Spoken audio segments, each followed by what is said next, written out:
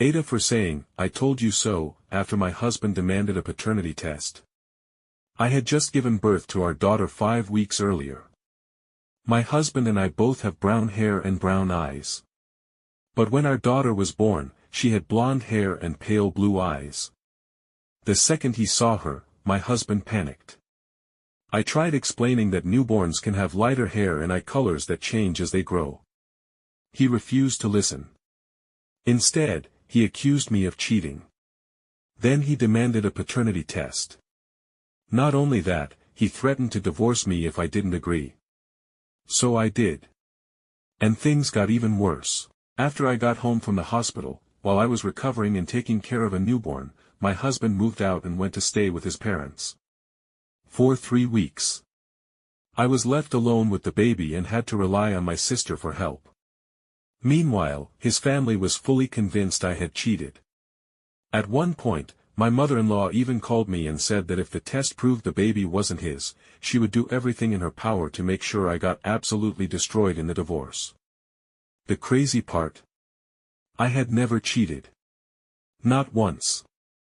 No history of cheating. No suspicious behavior. Nothing. 3 weeks later, the test results finally arrived. My husband came over so we could open them together. We sat on the couch and started reading. And there it was. The results confirmed he was the father. 100%. I looked over at him. His eyes were wide. He looked completely shocked. Honestly, the look on his face was priceless. So I said the only thing that came to mind. "I told you so." And then I started laughing. Not because the situation was funny, but because after weeks of accusations, threats, and being treated like a liar, he was finally staring at proof that I had been telling the truth the entire time. That's when he got angry. He started yelling at me for laughing at him. We argued until my sister came downstairs, and suddenly he got quiet. Then he left. Again. He went straight back to his parents' house to clear his head. A few hours later, my mother-in-law called me. Not to apologize. Not to admit she was wrong. But to tell me I was cruel for laughing at my husband.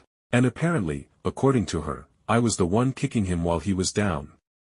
After everything he put me through, after abandoning me with a newborn, after threatening divorce over hair color, the person they're angry at is me because I said 4 words, "I told you so."